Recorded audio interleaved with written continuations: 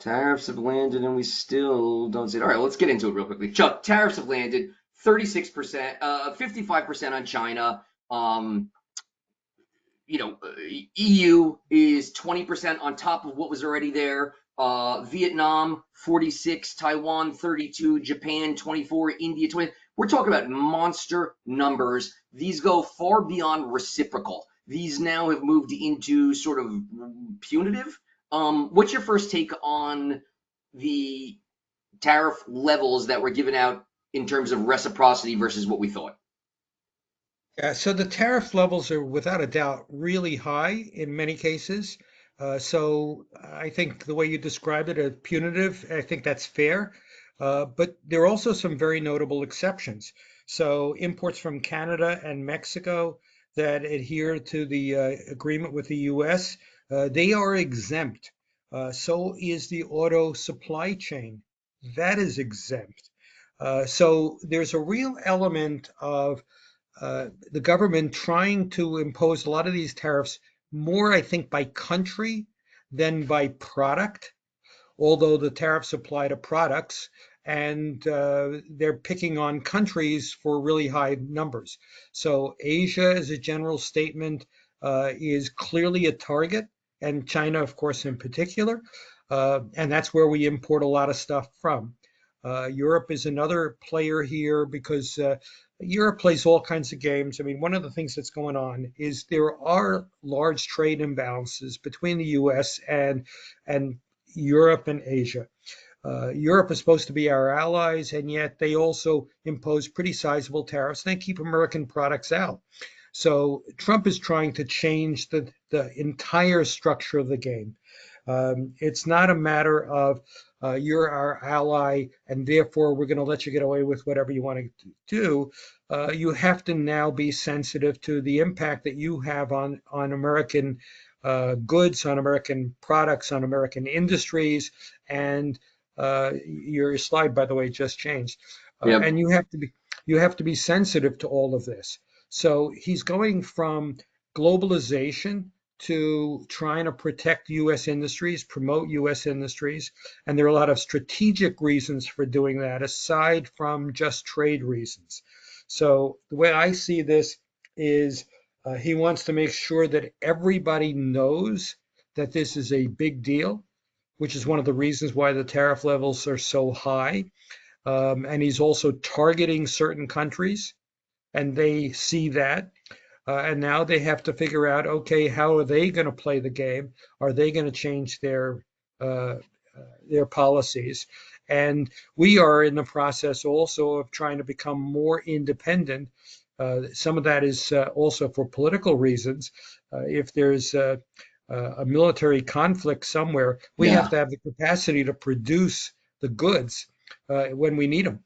So I'll And get it. one Yeah, of the I'll get into that. But real quickly, markets sold off. You think in part, or the market expectation was a tariff in the 10 to 15 to 20% range, perhaps layered. Um, and you can see that on the screen. Clearly, we did not get that, and therefore the market is reacting. Is this a normal or appropriate market reaction? Well, I'm not sure it's appropriate or normal. It's absolutely to be expected. You know, the market got a little bit blindsided. People are fearful that they don't know how this is going to play out. Um, so it's natural for a lot of people to just sell and get out of the way. Um, so I think that's really what's driving it. The markets react, and because markets react, that's why the market's down so much. So in our conversations earlier, you were saying this is really just the opening salvo in what is more of the art of the deal, right? That countries are going to step up now, and you said, like you said, set the bar high, which is what Trump did by making the tariffs so large. And now companies should basically come and figure out, is there a way to negotiate these down? Um, you know, would you consider this to all be a negotiating tactic and numbers come down from here, tariffs come down from here? I know Eric Trump was tweeting out this morning, encouraging countries to start negotiating. Is that what should be expected by advisors as to where this goes? Well, there's no doubt that that's what Trump wants. right? He wants this to be to set the bar high so that he's got a lot of chips to trade off and see what he can get in return. Some of what he wants to get is better access to foreign markets, for sure. Some of what he wants to get is geopolitical objectives. That might be Europe spending more on defense, the United States spending less on defense, United States building infrastructure to be able, in manufacturing in particular, so that we're less dependent upon others. So there are lots of different objectives, and it's going to also vary country by country. There's no doubt that the United States is in a very adversarial position with regard to China. So Trump wants to punish China. Will China, is it possible for China to negotiate their way out of that box? My guess is not. And when the dust settles, it's not clear that tariffs will necessarily be lower across the board. Some countries may end up negotiating and we set tariffs at a lower level, but there may be others that retaliate, and so Trump then piles on with respect to those.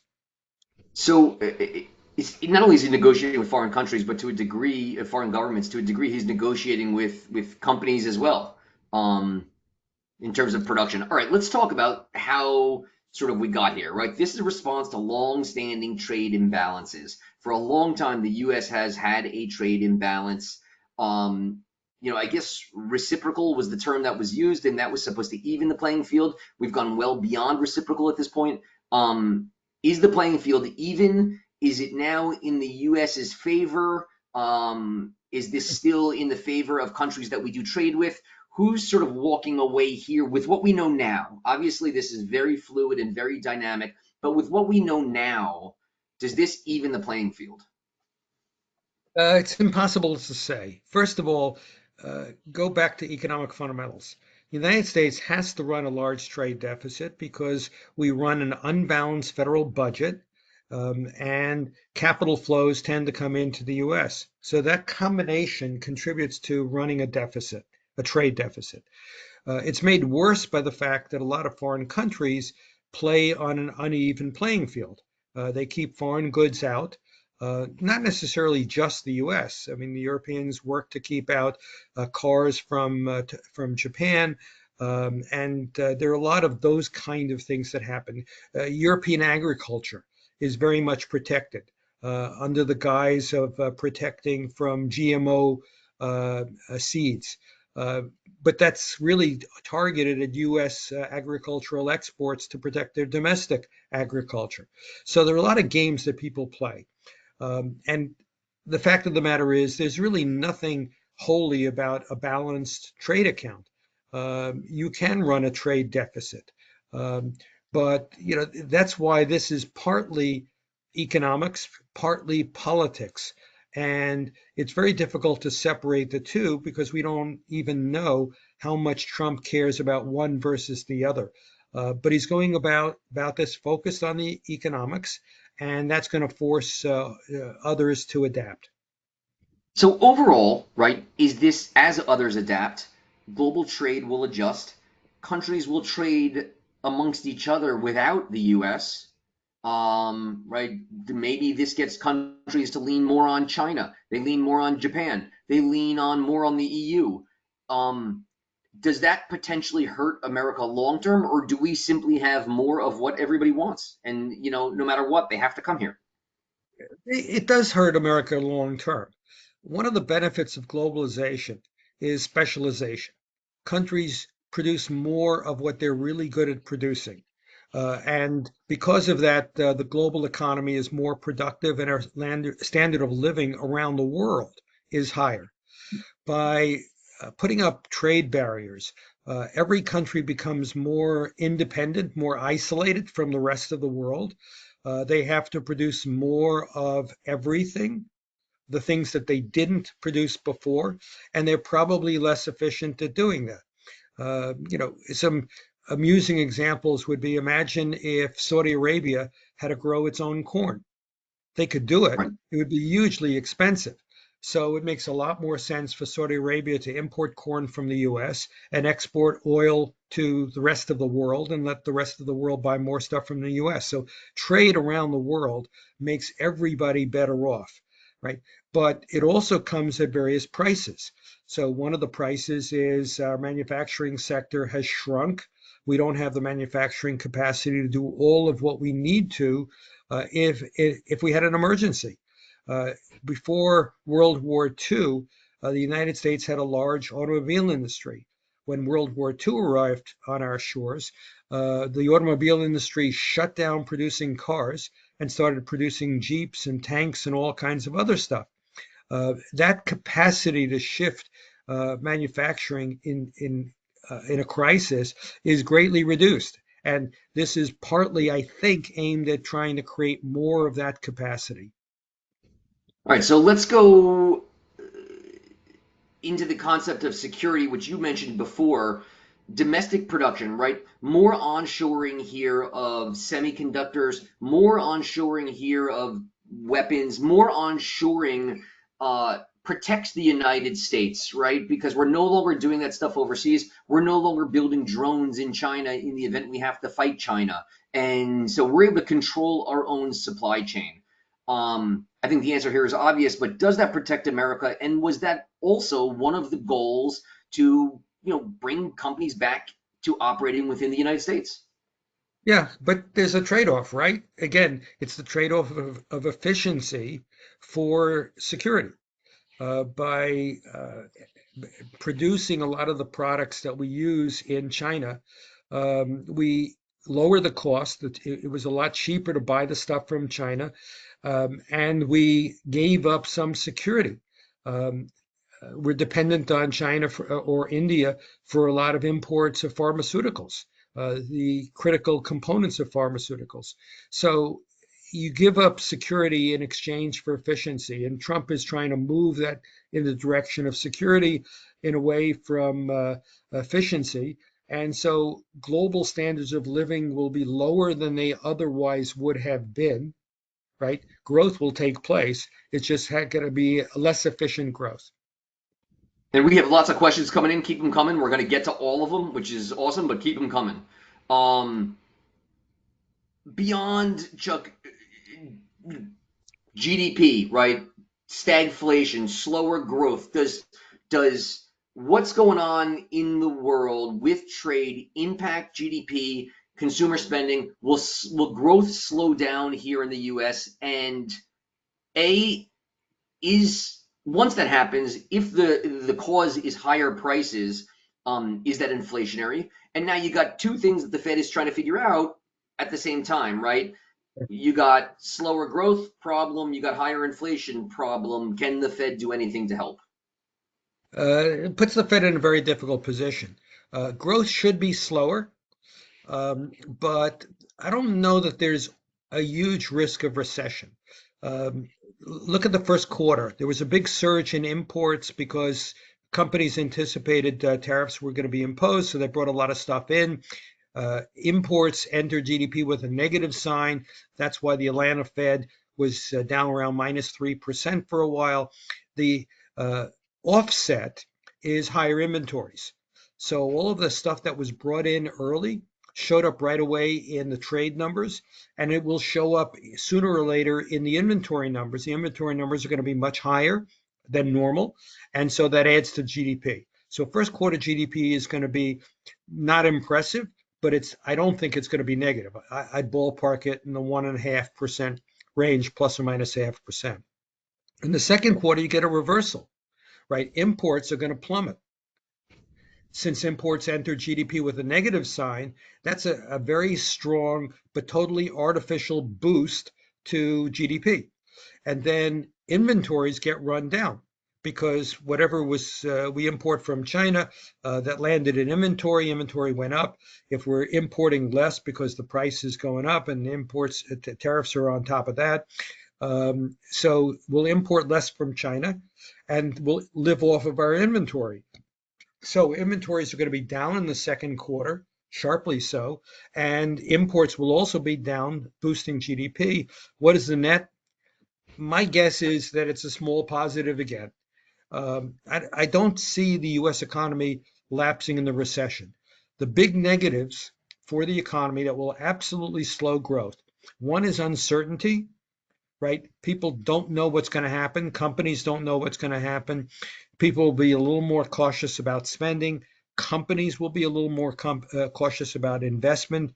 So those components of final demand could easily be weaker. So that's a negative. At the same time, there are lots of other redirections of demand that are taking place. So instead of buying French wine, we might buy California wine. And so that in of itself is a redirection and it's net positive for GDP. Standards of living will be lower because prices are higher. People are not going to be able to afford as much discretionary spending.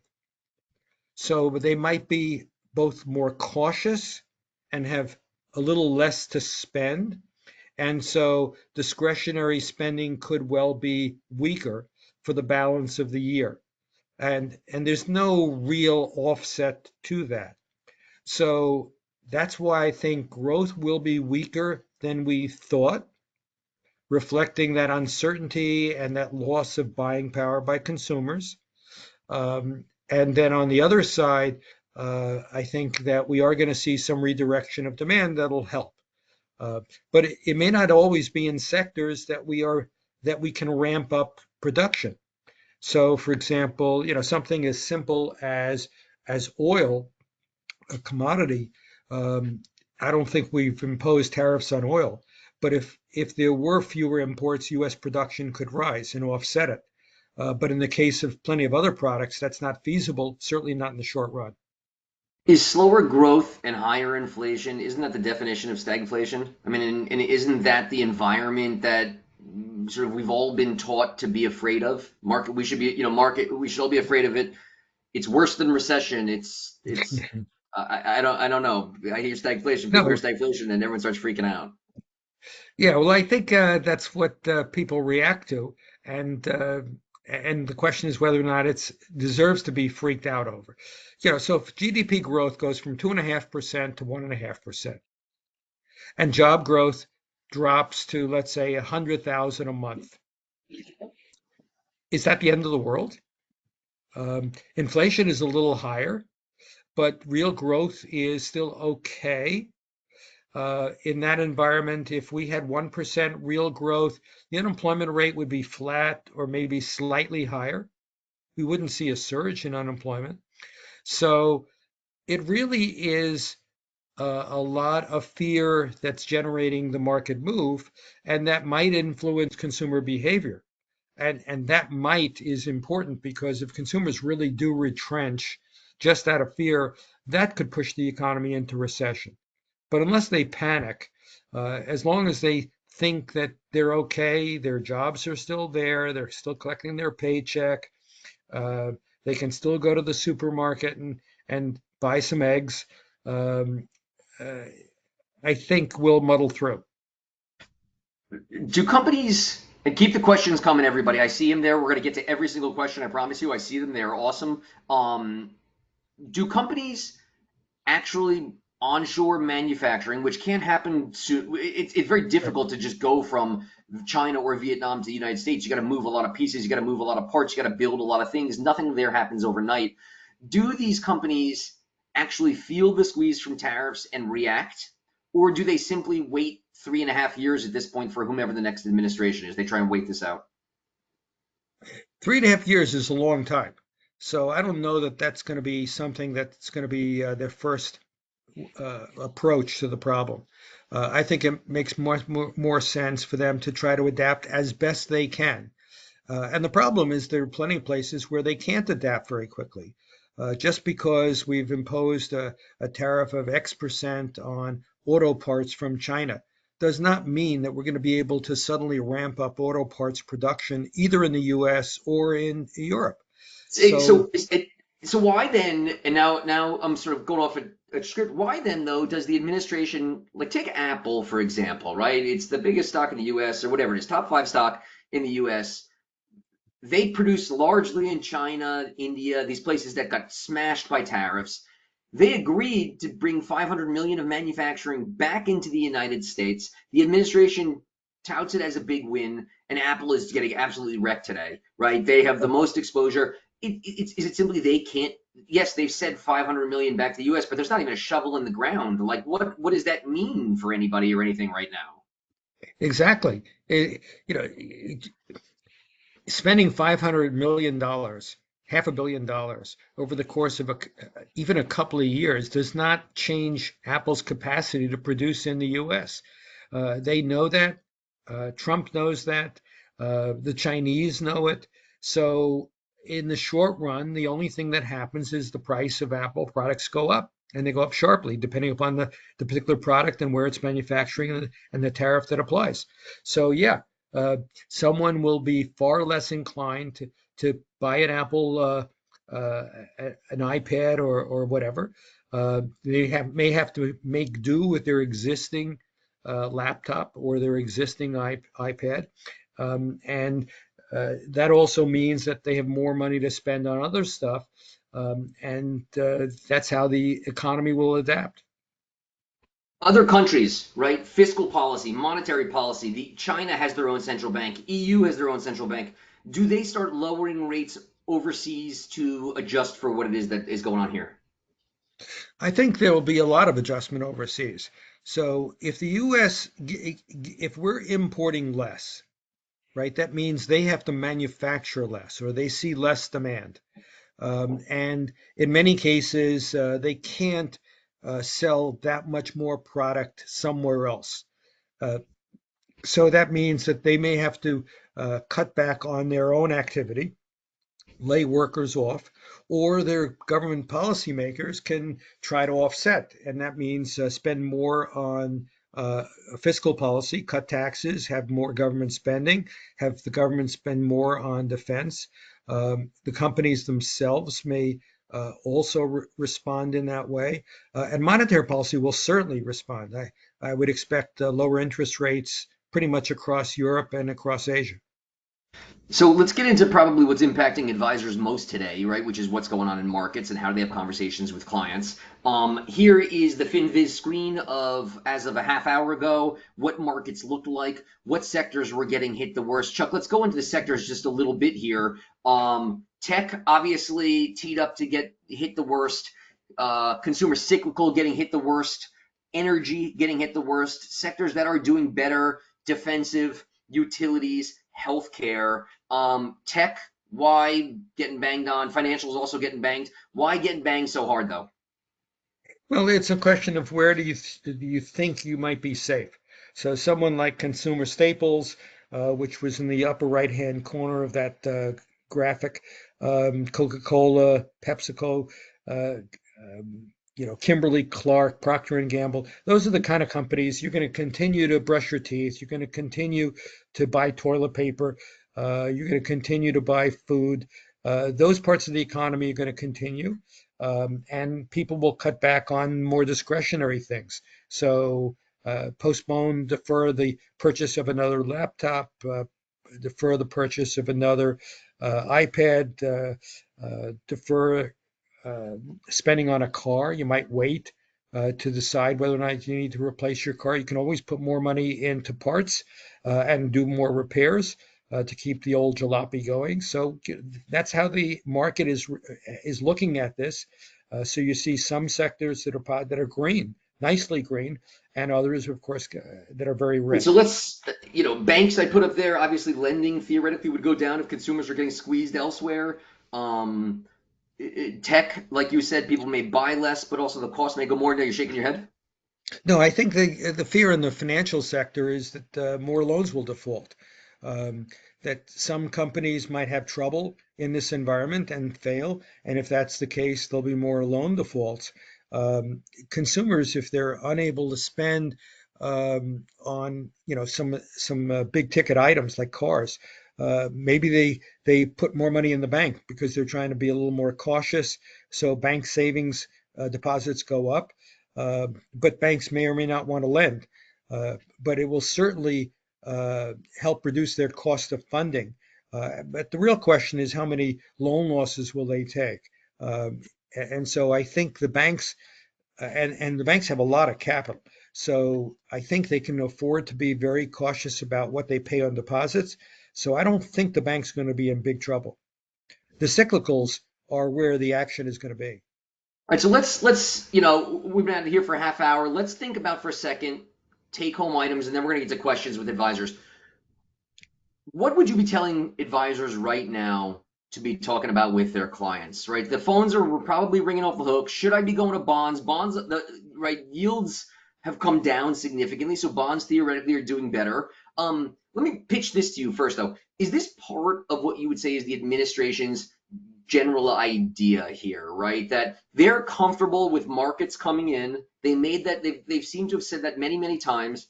They hope to get yields to come in. The two are probably related. If some sort of recession or some sort of growth scare was the consequence of that, they seem to be okay with that. They want yields though to come in. There's a lot of debt to refinance that the US has to, has coming due over the next couple of months.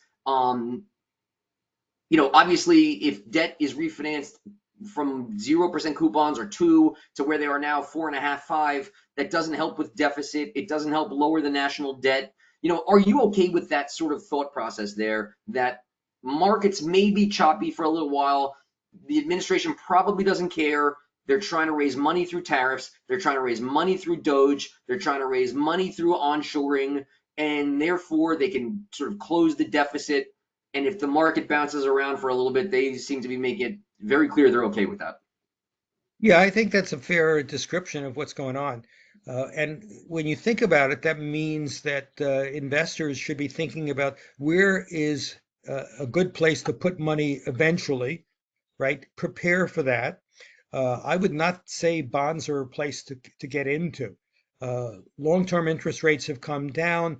Is inflation going to come down sufficiently to make long-term interest rates attractive? I think that's questionable.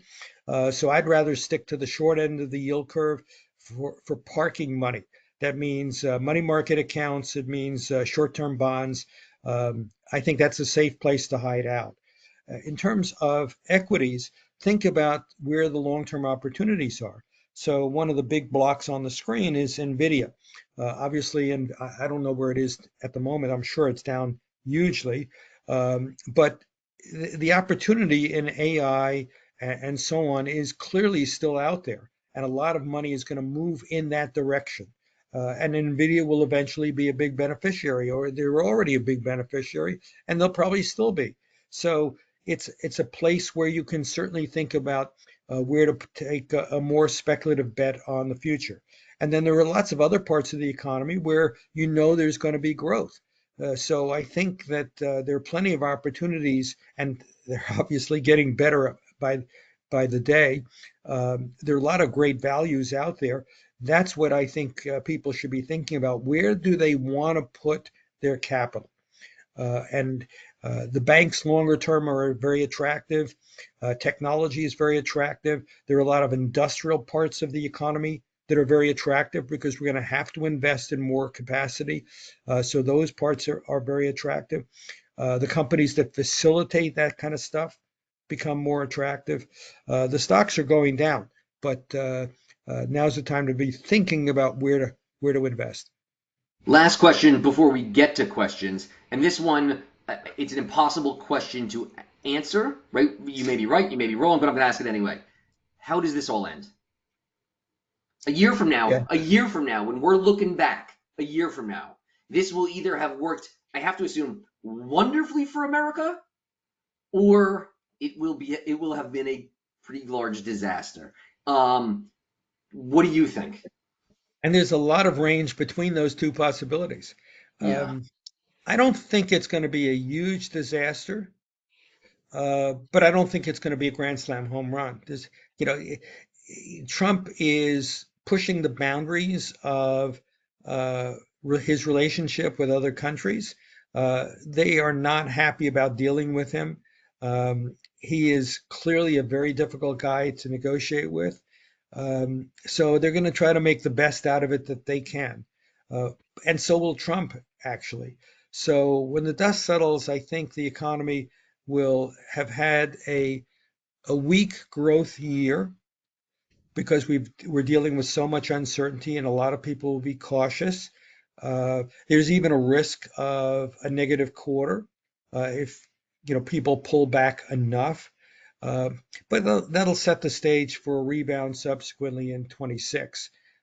So I don't think I don't think there's any chance of a great outcome here, but I also don't think there's a great risk of a truly uh, catastrophic outcome. People All right, talk about Smoot-Hawley to look for a model of what happens when tariffs go up dramatically. The world is a very different place than in the 1930s when we were already in a depression. So this is quite different. Policymakers will respond to it in a helpful way. Uh, that's not a useful model. I think the outcome will be a lot closer to the middle. so just to now we're going to get into questions, and just to protect my own hide, just to everyone to let you know for the questions that are coming in that are political, that are sort of I'm going to skip over those. Just for the sake of everyone, pro and con, skipping over them. Okay. Um, Chuck, will tariffs lead to stagflation? What are the odds you think? I know you said unlikely, but what are the odds you would assign to a stagflationary environment? So first of all, there's no definition of stagflation, which gives the media a lot of opportunity to use the term willy-nilly. The real question is, will growth be lower than potential? Potential is about 1.5%. It wouldn't surprise me if we briefly have growth below potential and the unemployment rate rises a bit. Uh, but I don't think that's going to be a long-term trend. Inflation will be higher, and so we will have both more inflation and less growth. And I'm sure the media will characterize that as stagflation, um, but I don't see a stagnant economy. Some clients feel tariffs will create U.S. jobs and bring manufacturing back to the U.S. Does this offset tariffs? It does, and the problem is timing, right? So in the very short run, where we can ramp production to offset imports, we'll do it. Those companies will happily produce more if they see more demand because it gets redirected from imports. But there's only limited capacity to do that. Most companies are not sitting on vast amounts of excess capacity to be able to do that, and imports are a very large part of the economy. But keep in mind that U.S. manufacturing is only about 8% of total employment. It's really small. Over 80% is services. Now, some of those services service goods. So when you manufacture a car, you still have to put it through a dealership, and the dealership has a salesperson, and they're selling the car. That's in the service sector.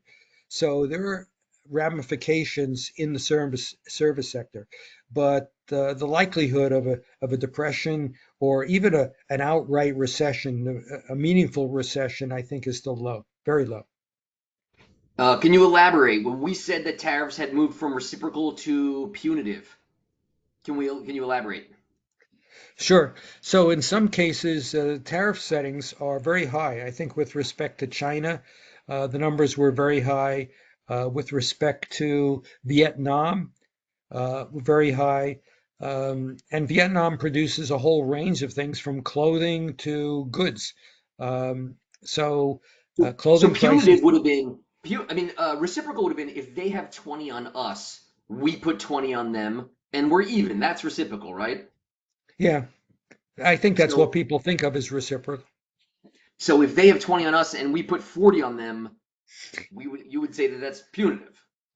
Absolutely. That's all, at some level, the tariff increase is large enough that it really discourages imports outright.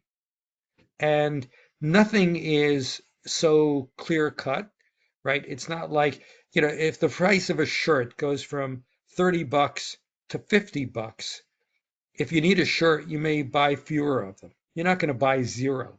Um, so it's not going to shut down activity from these countries, but it is certainly going to hurt, and it may shift locations. So instead of importing from Vietnam or from Malaysia. Maybe we import a lot more from Latin America. Uh, so they get an advantage compared to Asia, and they see an increase in demand, and so they ramp production and ship more here from Asia. So the impact that mutes the impact. It also mutes the inflation effect, by the way. Doesn't that also increase the odd? Isn't that why clients want to negotiate? No, clients, geez. Geez. Why countries want to negotiate with Trump, right? If Latin America gets a lower tariff far earlier than, say, then the swing of production would come through Latin America. And so, right, it makes sense to sort of negotiate early. Yeah, that absolutely. Uh, And some of that stuff, so clothing is an interesting example, and it's a nice contrast to, let's say, food stuff. So if you recall, China imposed tariffs on U.S. soybean exports, or stopped buying U.S. soybeans. Okay, so U.S. Farmers couldn't sell soybeans to China outright, but China still needs soybeans. Guess where they got their soybeans? They got their soybeans from Brazil. And now Brazil uh, lost a market wherever it was selling before, because now they're selling more soybeans to China. And whoever was buying soybeans from Brazil still needs soybeans. At some point, they're going to turn to the US. So it changes the flow of trade. Instead of the US selling soybeans to China, maybe we sell them to Europe. Europe buys fewer from Brazil, and Brazil exports more to China. And all of this happens with market forces. Pricing works to redirect these trade flows. And the net effect is a lot smaller than it appears when you just look at, okay, they're not buying any soybeans from the US. Questions are coming in here fast and furious, so we're going to keep trying to get to them all.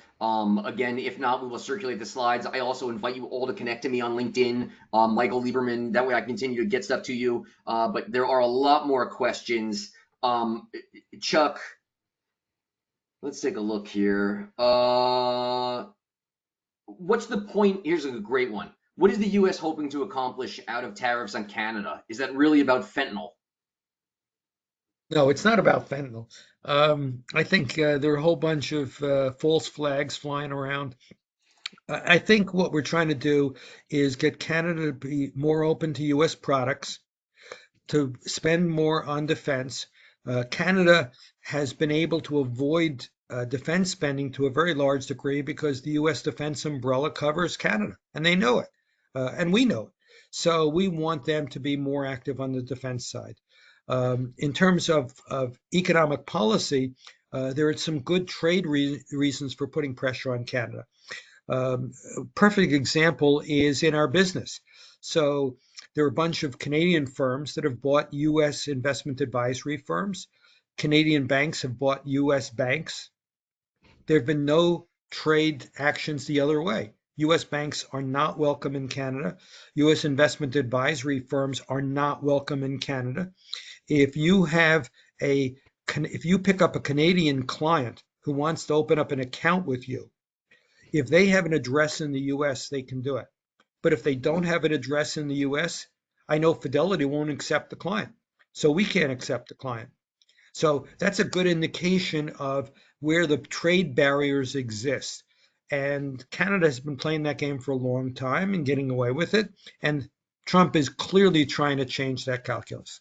All right, let's pivot this conversation a little bit back to financial advisors, right? One, how long do you expect market volatility? Obviously, what's going on today is not normal. But how long until this starts to calm down a little bit? Are we over was yesterday the hump, or is there still more to Today, go? today might be the hump. Today, I Today, guess last night was what I meant. yeah, Yeah. yeah. The news broke. The markets reacted. Market opened down very, very sharply, and since then really hasn't done very much. It's been sitting around minus 1300 on the Dow. So I don't think that there are any more big shoes to drop. The next shoe is probably a positive shoe, where someone does something, well, I take it back because we could also get some reciprocal tariff or some response from some foreign country. Uh, but they want to be very careful about how they're doing it. The Mexicans have been very careful about how they've been talking to Trump. They're trying not to antagonize him. And so I suspect most people will behave that way.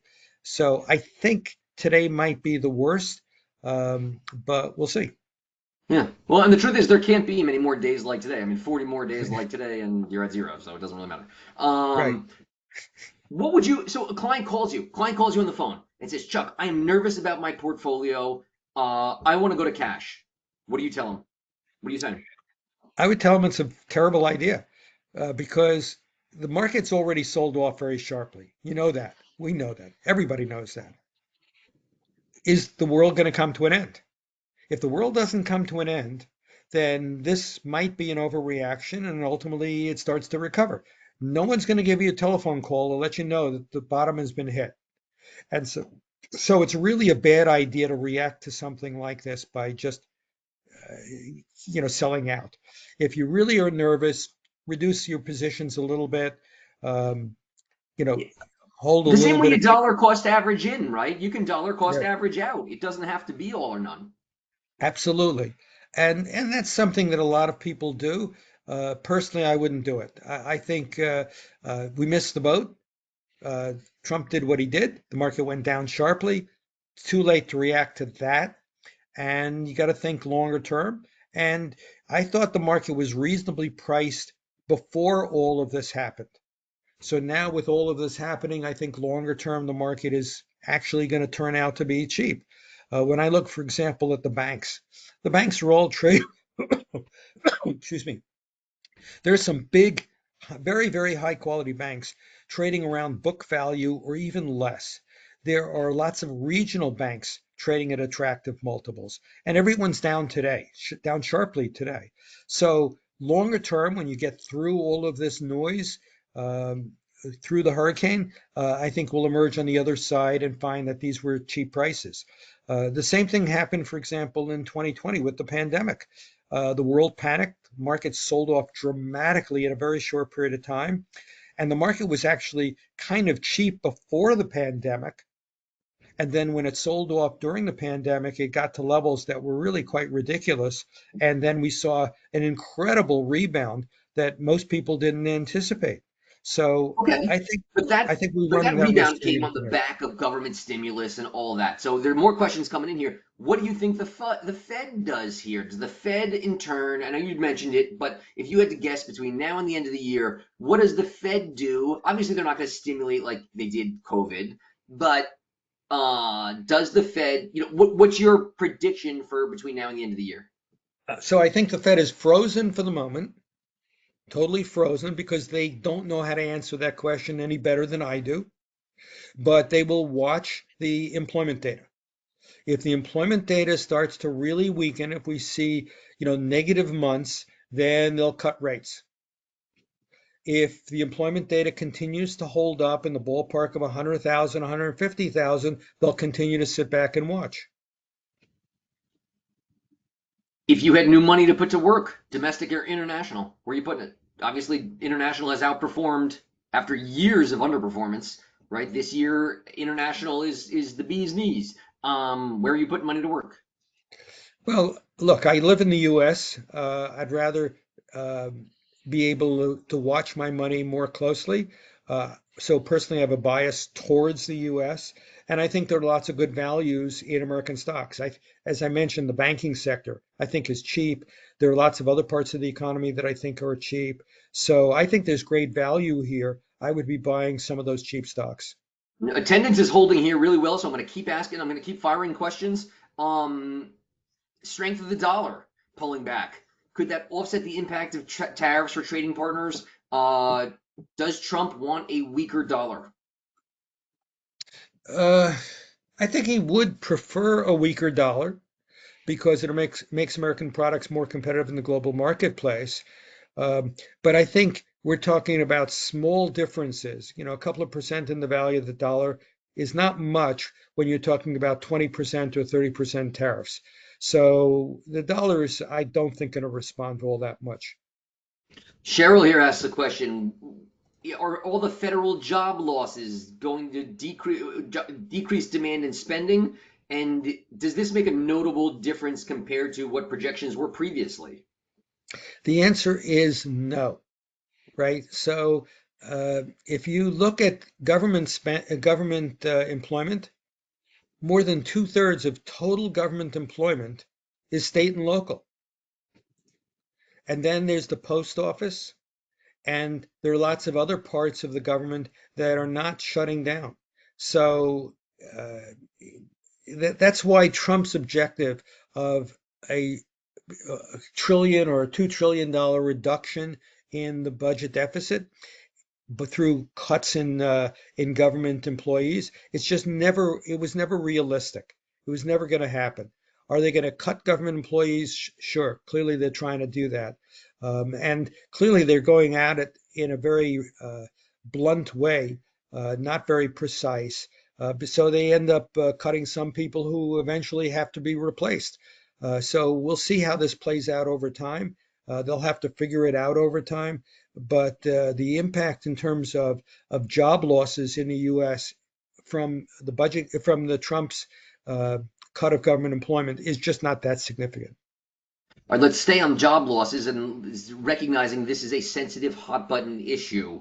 But Chuck, does immigration, immigrants, the idea of them being kicked out of the country, does that make it more difficult to onshore manufacturing, right? If you don't have the labor. Yeah, it is more of an issue there. Keep in mind that a lot of the immigrants that came across the border were low education level people, and they filled a whole bunch of jobs that a lot of Americans didn't want, whether it was, cleaning hotel rooms, whether it's people serving at restaurants. Uh, so there are a lot of those jobs that have been lost because of pushing those people out of the country. The real question is, what does it do to manufacturing and other services? And there'll be some impact. And one of the consequences of it is make labor scarcer and therefore push the unemployment rate down and push wage inflation up, right? So we're making US labor artificially scarcer than it was prior to this change in policy. And by the way, the change in policy actually started under Biden. Biden started to tighten up the border about 6 months before he left office. And then, of course, once Trump got in, he pretty much shut it down. So there has been an increase in labor scarcity over the last several months. And of course, it's likely to get worse. Here's a good one from Anthony. If people do pull back on spending, but assume they keep their jobs, does that make it more likely they pay down consumer debt, pay down their credit card debt, pay down student loans, pay down all these places where debt has sort of blown out? The answer is yes. But the interesting thing about it is if you look at the data,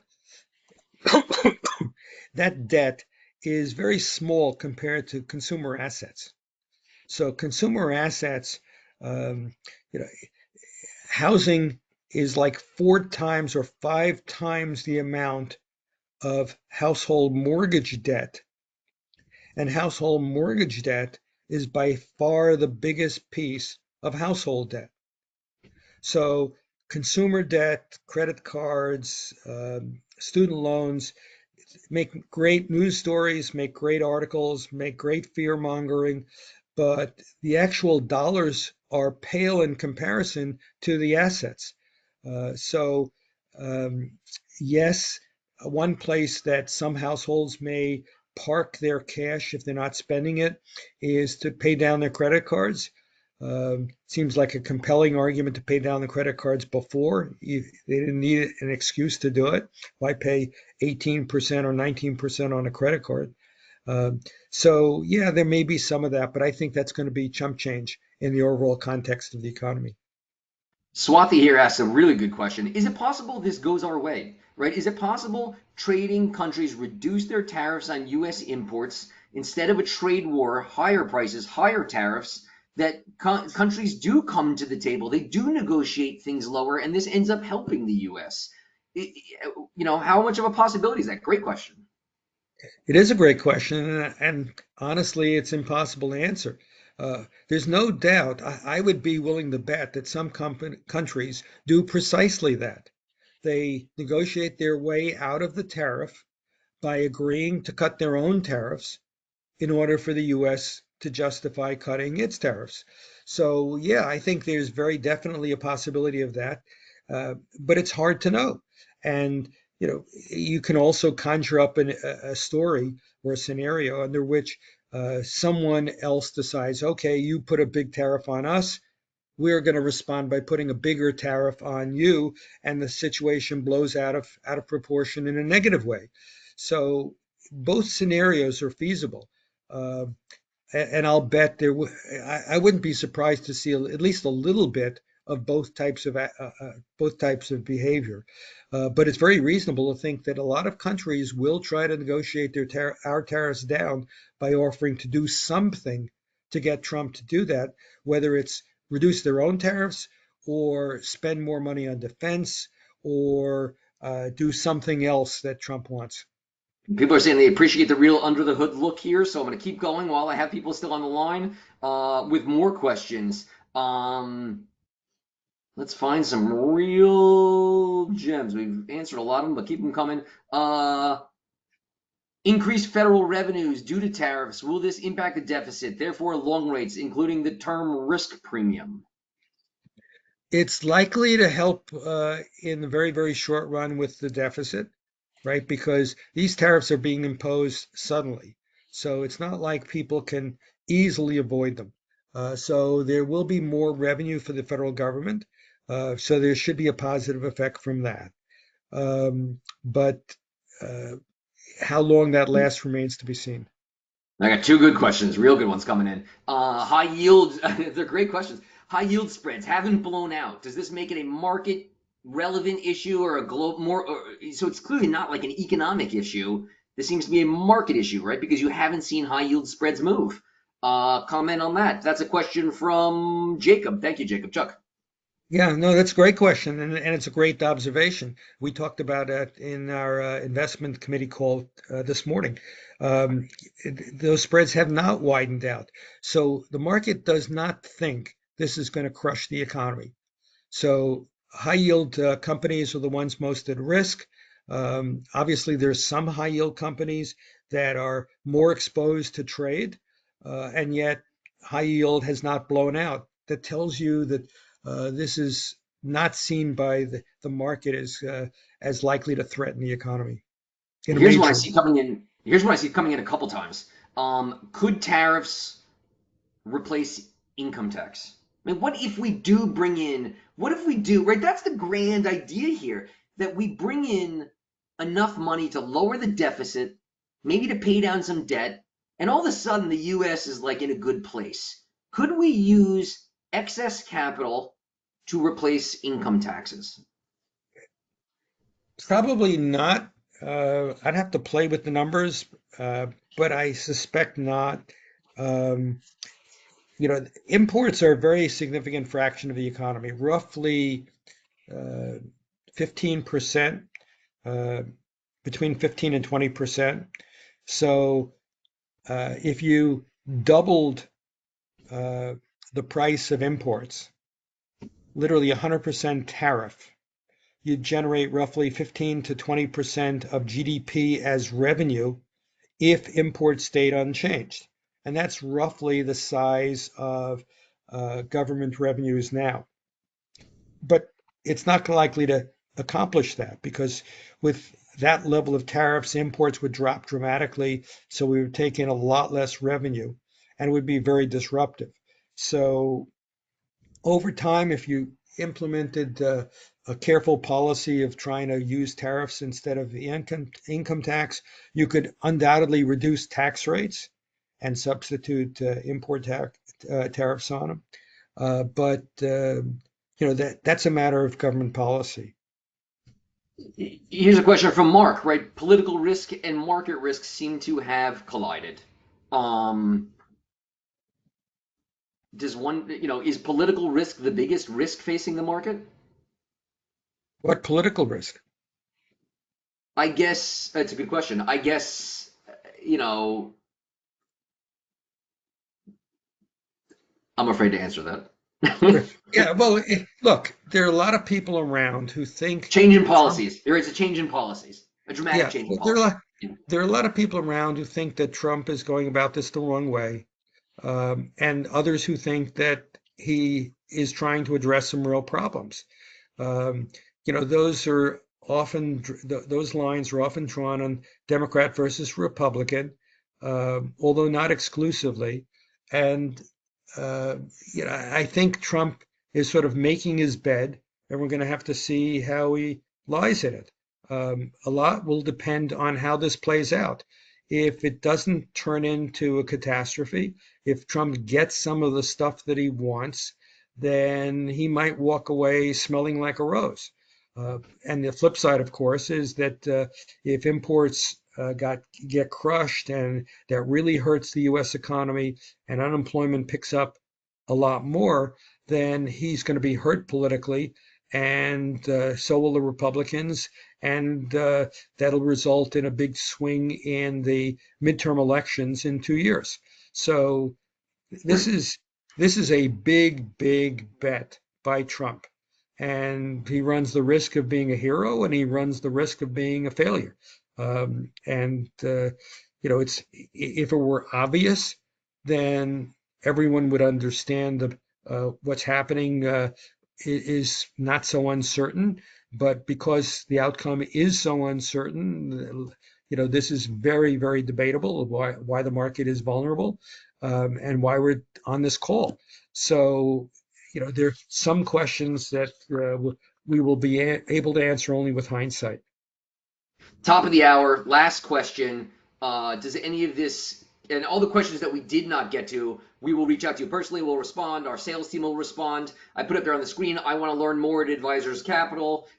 Feel free to email us. Also, at the same point, again, I invite you to follow me on LinkedIn at Michael Lieberman, Advisors Capital Management. Chuck, last question of the night. And of course, our YouTube channel as well. Find us on YouTube. Like and subscribe. Marketing people tell me to say that all the time. Like and subscribe. Chuck, last question. Does any of this keep you awake at night? Um, I'm more concerned about some of the geopolitical things happening. The one in particular that concerns me is Iran. Um, uh, we've moved military uh, resources to Diego Garcia B 2 bombers. We've told Iran stop uh, developing a nuclear weapon. Uh, they claim they're not, except everything they do is in favor of that, and they continue to finance terrorism around the world.